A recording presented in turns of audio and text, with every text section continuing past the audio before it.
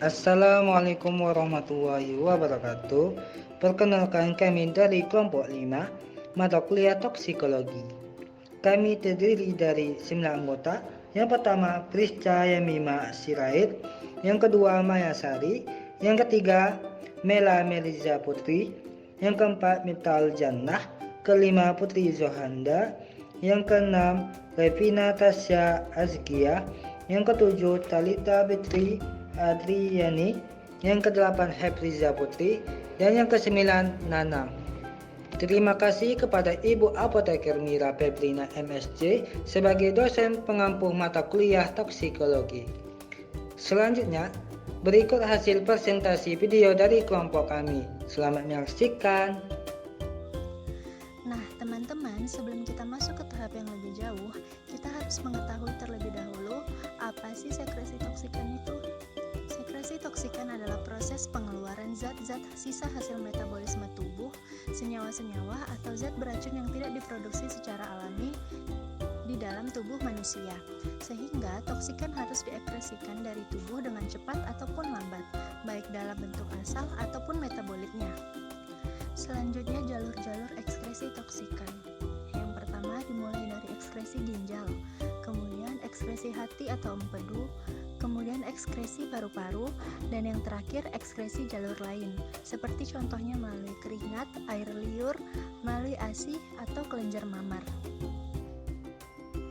Yang pertama, ekskresi pada ginjal. Ginjal merupakan ekskresi utama toksikan. Ginjal di sini berfungsi untuk mengeliminasi toksikan dari dalam darah. Ekskresi melalui ginjal melibatkan 3 proses, yakni filtrasi glomerulus, difusi tubular, dan sekresi tubular.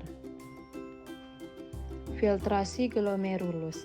Kapiler glomerulus memiliki pori-pori yang besar, berkisar 70 nanometer. Oleh karena itu, sebagian besar toksikan akan lewat di glomerulus, kecuali toksikan yang sangat besar atau yang terikat dengan erat pada protein plasma. Difusi tubular. Suatu toksikan juga dapat dikeluarkan lewat tubulus ke dalam urin dengan difusi pasif, karena urin biasanya bersifat asam, dan proses ini berperan dalam ekskresi basa organik. Dan sebaliknya, asam organik tidak mungkin dikeluarkan oleh difusi pasif lewat sel tubulus. Namun, asam lemak sering mengalami metabolisme menjadi asam yang lebih kuat, sehingga persentase bentuk ion yang tidak diserap lewat sel tubulus meningkat untuk kemudian diekskresi. Selanjutnya ada sekresi tubular. Toksikan tertentu dapat disekresi oleh sel tubulus proksimal ke dalam urin. Ada 2 macam mekanisme. Satu untuk asam organik, misalnya konjugat glucuronide dan sulfat, dan lainnya untuk basa organik. Dan toksikan yang terikat pada protein dapat juga disekresi, asalkan ikatannya bersifat reversibel. Selain itu, zat kimia dengan ciri serupa akan bersaing dalam sistem transport yang sama. Ekskresi hati atau empedu. Hati merupakan organ yang penting di dalam tubuh. Hati terletak di rongga perut sebelah kanan yang merupakan kelenjar terbesar di dalam tubuh manusia. Hati memiliki fungsi untuk menetralkan racun di dalam darah, mengatur kadar gula dalam darah, dan mengubah provitamin A menjadi vitamin A. Sebagai alat ekskresi, hati menghasilkan zat warna empedu yang kemudian dibuang melalui ginjal. Penyebab dari urin berwarna kuning adalah hasil zat warna empedu yang berwarna bilirubin yang memiliki warna kuning kehijauan. Hati mengekskresikan toksikan, terutama senyawa-senyawa dengan polaritas yang tinggi, seperti anion dan kation, konjugat yang terikat pada protein plasma, dan senyawa dengan berat molekul atau BM lebih besar dari 300. Senyawa-senyawa seperti konjugat glucuronida, di mana konjugat ini oleh mikroflora usus dapat dipecah menjadi bentuk bebasnya dan selanjutnya akan diserap kembali menuju sistem sirkulasi sistematik. Jalur yang ketiga yaitu ekskresi paru-paru.